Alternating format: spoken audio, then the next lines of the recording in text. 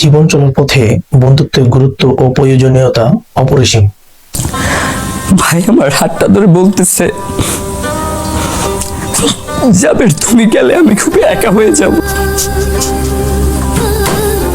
যে ওই রিক্সাটা যদি আমি থাকতাম তাহলে হয়তো ভাগ্যে গুলি করতে পারতো না। জীবন চলার পথে বন্ধুত্বের গুরুত্ব ও প্রয়োজনীয়তা অপরিসীম। বন্ধুবিহীন জীবন লবণবিহীন তরকারি নেই।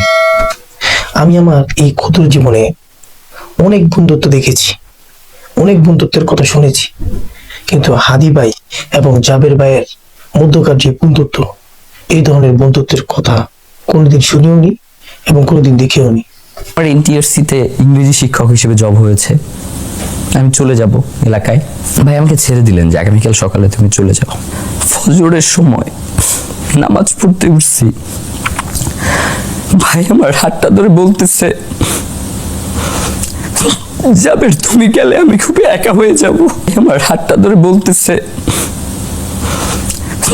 জাবের তুমি গেলে আমি খুবই একা হয়ে যাব,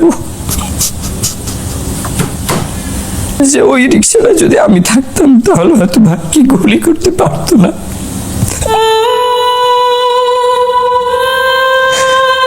এই যে এত কিছুর কথা বলা হচ্ছে, প্লিজ ভাই আপনারা কেউ একবার বলেন শহীদ ওসমান হাদির হত্যার বিচারটা করবেন, আমরা কেউ রাজপথে গিয়ে দাঁড়াবো।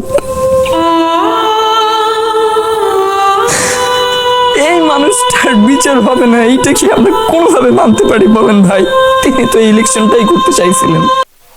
একটি প্রবাদ আছে, বিপদের সময় চিনা যায় আসল বন্ধু কে। আর এই বিষয়টি আমরা দেখেছি। আজ যখন গোটা বাংলাদেশে নির্বাচনী আমেজের কারণে হাদি হত্যার বিচারের বিষয়টি বিলুপ্তির পথে চলে যাচ্ছিল, ঠিক এমনই সময় ইনকিলাব মঞ্চের আব্দুল আল জাবের হুঙ্কার দিয়ে রাজপথে নেমে আসেন তার বন্ধু শরীফ ওসমান হাদি ভাইয়ের হত্যার বিচারের দাবিতে।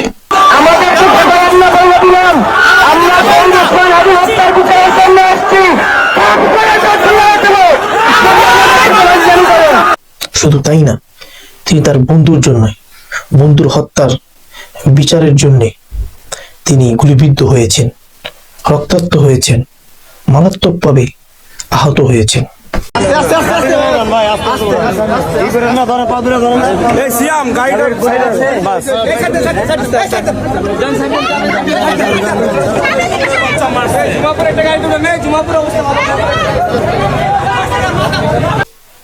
এমন বন্ধুত্বের কথা ইতিহাসের পাতায় চির সংরক্ষিত হয়ে থাকবে। প্রজন্মের পর প্রজন্ম শুনবে তাদের বন্ধুত্বের এই উপেক্ষা। জাবের ভাইয়ের মতো বন্ধু আমরা অনেকেই চাই, বা আমরা অনেকেই স্বপ্ন দেখি জাবের ভাইয়ের মতো বন্ধু পাওয়ার। জাবের ভাইয়ের মতো যদি আমার একটা বন্ধু থাকতো, আমরা অনেকে আফসোস করি। আপনি যদি জাবের ভাইয়ের মতো এমন একজন সৎ সাহসী বন্ধুত্ব চান, তাহলে এক্ষেত্রে কিছু করণীয় আছে এবং কিছু বর্জনীয় আছে। আজকের ভিডিওতে আমি সেই করণীয় এবং বর্জনীয় দিকগুলো বলবো। সেগুলো যদি আপনি অনুসরণ করেন, অবশ্যই জাবের ভাইয়ের মতো বরং তার চেয়ে আরো উৎকৃষ্ট মানের বন্ধু ইনশাআল্লাহ আপনি আপনার জীবনে পাবেন। তো সেই করণীয় বিষয় হচ্ছে, আপনি যখন কাউকে বন্ধু বানান, তখন আপনাকে দেখতে হবে তার ভিতরে এই 5টা গুণ আছে কিনা। ইমাম গাজ্জালী রহমতুল্লাহের ভাষায়, যার সঙ্গে তুমি বন্ধুত্ব করবে তার ভিতরে এই 5টি গুণ থাকতে হবে।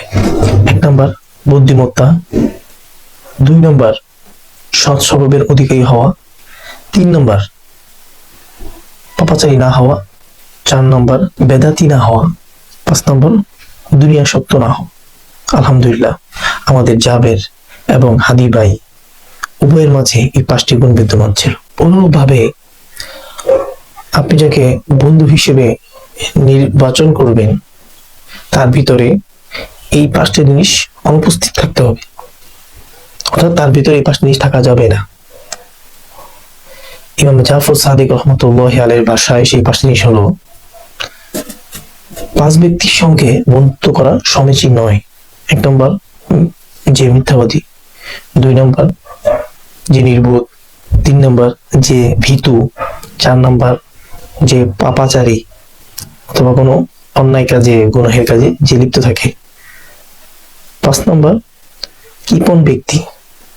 এই 5 ব্যক্তির সাথে বন্ধুত্ব করা সমীচীন নয়, ইমাম জাফর সাদিক রহমাতুল্লাহ আলাইহির ভাষায়। তাই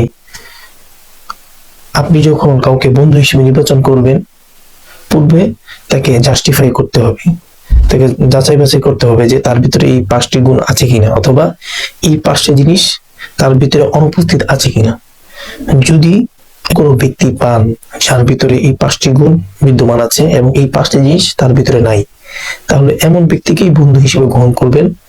আমার বিশ্বাস যে আপনার সেই বন্ধু জাবেরের মতো, বরং তার চেয়েও আরো কঠিন গুরুতর ভূমিকা পালন করবে ইনশাআল্লাহ। এমন ভাবে সূরা ফুরকানের 27 এবং 28 নং আয়াতে দুনিয়ার খারাপ বন্ধুদের প্রতি লক্ষ্য রেখে বলা হয়েছে, কিয়ামতের দিন একদল লোক, একদল মানুষ নিজের হাত কামড়িয়ে চিৎকার করে বলবে, আলাইতানি লাম আত্তাখিজ ফুলানান খালিলা, হায় আমার আফসোস, হায় আমার দুর্ভাগ্য, যদি আমি অমুককে বন্ধু হিসেবে গ্রহণ না করতাম। এছাড়াও সুনানে তিরমিজির 2378 নং হাদিসে হুজুর সাল্লাল্লাহু আলাইহি ওয়াসাল্লাম বলেছেন, আল মারউ আলা দীনি খালিলিহি ফালইয়ানজুর আহাদুকুম মান ইউখালিলু।